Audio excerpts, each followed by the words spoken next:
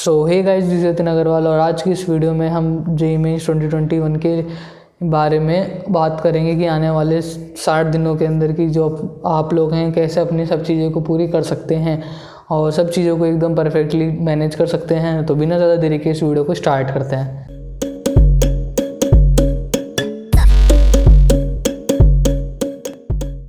तो इस टाइम के अंदर सबको पता है कि क्या चीज़ें करनी पड़ेगी, तो और वो चीज़ें सिर्फ 3 चीज़ें कि अपन को अगर अच्छा स्कोर करना है तो सिर्फ वो 3 चीज़ें करनी पड़ेगी और वो सब जानते हैं। वो है कि मॉक टेस्ट, सिलेबस रिवीजन और क्वेश्चन प्रैक्टिस। तो अभी ये 3 चीज़ें जानते हैं सब है, लेकिन जो जिस लेवल का करता है उसके मार्क्स उस हिसाब से आ जाते हैं। तो आपको ये सब चीज़ें कैसे कैसे करनी है इन आने वाले दिनों में। तो सबसे पहले बात करते हैं मॉक टेस्ट की। तो मॉक टेस्ट जो होते हैं अभी जो अपने दिसंबर का तो समझो चला ही गया, अब जो जनवरी आएगा उसके अंदर अपन को बहुत कम, अब यानी इतनी फ्रिक्वेंसी नहीं रखनी है मॉक टेस्ट की, और यानी कि हफ्ते में एक ही मॉक टेस्ट देना है, ज़्यादा मॉक टेस्ट नहीं देना है अभी। और जो भी अपना फरवरी आएगा उस टाइम मॉक टेस्ट के अंदर कोई कसर छोड़नी नहीं है, जितने यानी कि ऐसे समझ लो हर दिन या फिर अल्टरनेट डे पे बस मॉक टेस्ट ही देना है उस टाइम पे, तो फरवरी पे। अभी अपन को ज़्यादा अपना है ना थ्योरी पार्ट और क्वेश्चन प्रैक्टिस पर ज़्यादा ध्यान देना है। तो अब बात आते हैं रिवीजन की कि भाई रिवीजन कैसे करना है अच्छे से। तो और यार वीडियो को आगे बढ़ने से पहले मैं बता दूं कि जो बच्चे हैं ना जिनके अभी अपने मॉक टेस्ट जो भी करंट चल रहे हैं उसके अंदर 190 से लेके अबव मार्क्स आ रहे हैं, मतलब 200 से भी ऊपर मार्क्स आ रहे हैं, उनको भी कोई ये चीज़ें देखने की ज़रूरत नहीं है, क्योंकि वो लोग अपने स्ट्रेटेजी के अकॉर्डिंग सब चीज़ें चल रही है उनकी। तो अगर वो उसी पे अच्छे से काम करेंगे तो ज़्यादा बेटर होगा। तो अब बात आती है रिवीजन की कि भाई सिलेबस रिवीजन कैसे करना है।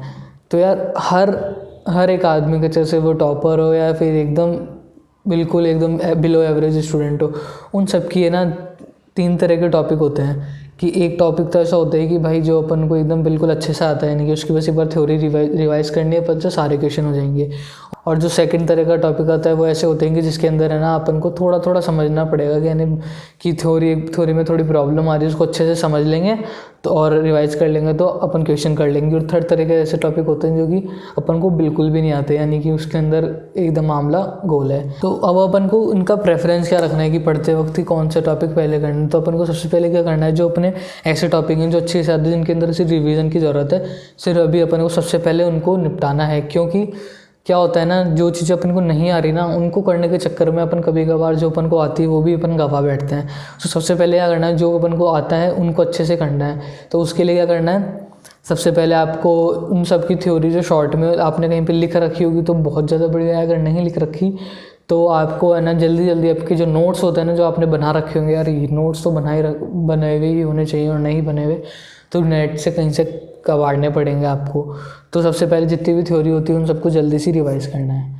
वो थ्योरी रिवाइज करने के बाद एनटीए अभ्यास के क्वेश्चंस चैप्टर वाइज होते हैं, उनको सॉल्व कर लेना है बस। जो भी आपको आते हैं, अगर आप इनमें से इतनी ही चीज़ें अच्छे से कर लोगे, नोट्स अच्छे से रिवाइज, हर एक ही कॉन्सेप्ट और एनटीए अभ्यास के चैप्टर वाइज सॉल्यूशन, आधा से ज़्यादा काम, आधा के पूरा ही काम हो जाएगा यहाँ पे, क्योंकि इससे बाहर नहीं जाता मेंस के अंदर। अब आते हैं सेकंड तरह के टॉपिक्स पे, जो कि ऐसा है कि अपन को कि थोड़े समझने में प्रॉब्लम आ रही है, बाकी उनको भी एक बार अपन अच्छे से करेंगे तो वो हो सकते हैं।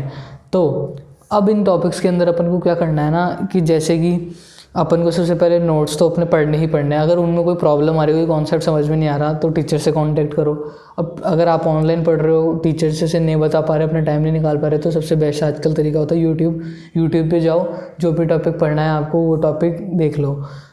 अब अगर इतना कर लिया तो उसके बाद क्या करना है, अपना कोचिंग का भी कोई सा भी मॉड्यूल होता है या फिर जो भी अपनी वो होती है, क्या नाम है, कोई सी भी बुक आप सॉल्व कर रहे हो, उसकी जो लेवल 1 होती है मेंस लेवल की, वो सॉल्व करनी है।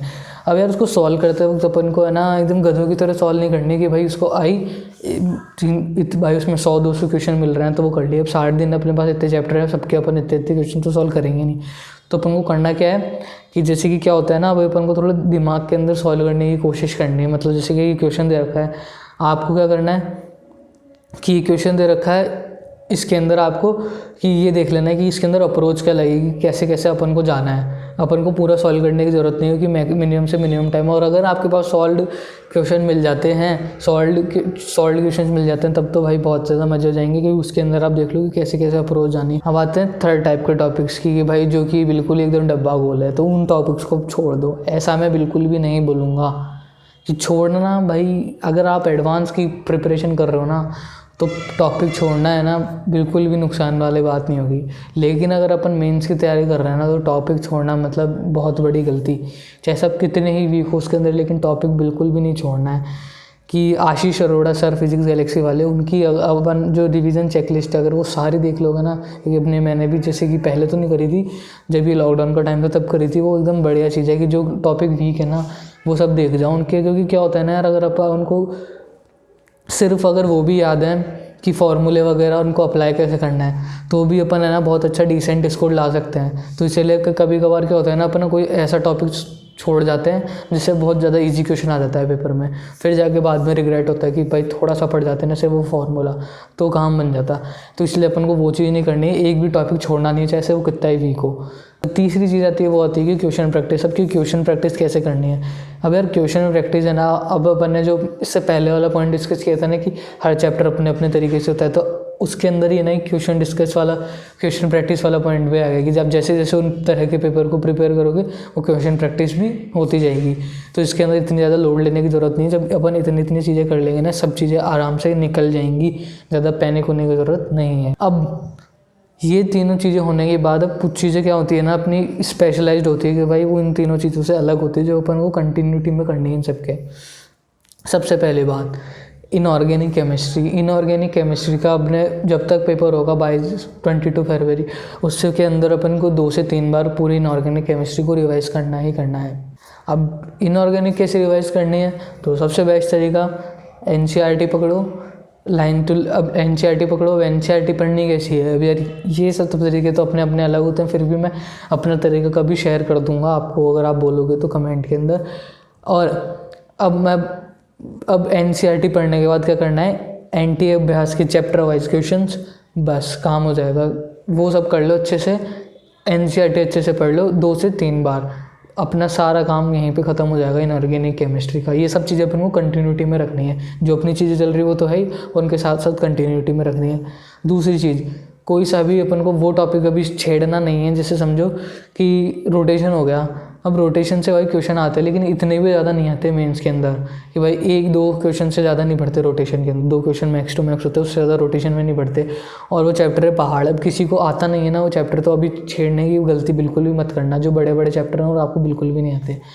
और सेकंड चीज़, पूरे दिन के अंदर है 20 से 30 मिनट है ना खेलने को निकालना, कुछ भी है ना फिजिकल वर्क है कुछ भी, क्योंकि जो कि आपकी पढ़ाई से बिल्कुल अलग दुनिया में ले जाए आपको, वो चीज़ पे बिल्कुल टाइम निकालना। क्योंकि क्या होता है ना, जब अपन ऐसा करते हैं ना तो बहुत ज़्यादा है ना माइंड है ना एकदम रिफ़्रेश हो जाता है, तो वो चीज़ बहुत ज़्यादा ज़रूरी होती है। मतलब कि जनवरी से सितंबर वाला जो टाइम था उसके बीच में मैंने ये चीज़ बहुत है ना वो करी थी प्रैक्टिस, तो मेरे को बहुत ज़्यादा हेल्प हुई थी इस चीज़ से। तो ये 20 से 30 मिनट निकालना है, कोई टाइम वेस्ट नहीं होगा। जो अपन और चीज़ों में टाइम वेस्ट करते हैं ना उससे बढ़िया यहाँ पे टाइम इन्वेस्ट करना ज़्यादा बेटर होगा। तो यार अब ये वीडियो थोड़ी सी अगर आपको ऐसे थोड़ी इतनी स्टार्टिंग से थोड़ी समझने में थोड़ी प्रॉब्लम हो रही है तो एक बार इसको फाइनली बता देता हूँ कि कैसे कैसे क्या करना है।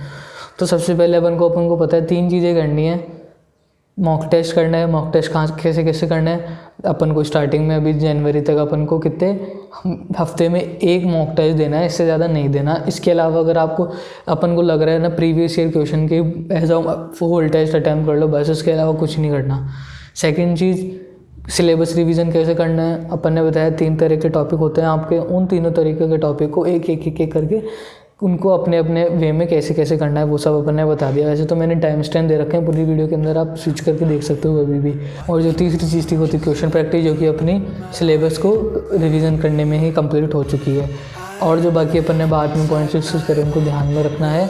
कोई भी नया चैप्टर नहीं छेड़ना है जो कि बहुत ज़्यादा भारी भरकम हो। ईजी चैप्टर वो भी बिल्कुल नहीं छोड़नी, भारी चैप्टरों को छेड़ना नहीं है, ईजी चैप्टरों को छोड़ना नहीं है। तो यार अब कुछ भी मन में डाउट है, फिर कुछ चीज़ में समझ में नहीं आया तो नीचे कमेंट सेक्शन में पूछ सकते हो। और अगर नीचे पूछने में हेजिटेशन हो रहा है तो इंस्टाग्राम का हैंडल डिस्क्रिप्शन में दे रखा है, वहाँ से भी जाकर पर्सनली कुछ भी पूछना हो तो पूछ लो। और अगर वीडियो अच्छी लगी है तो लाइक कर देना, मोटिवेशन मिलता है। चैनल पर नए हो तो सब्सक्राइब जरूर करना, सब्सक्राइब करना बिल्कुल भी मत भूलना। और बस तो अगली वीडियो में मिलते हैं, तब तक के लिए मचाते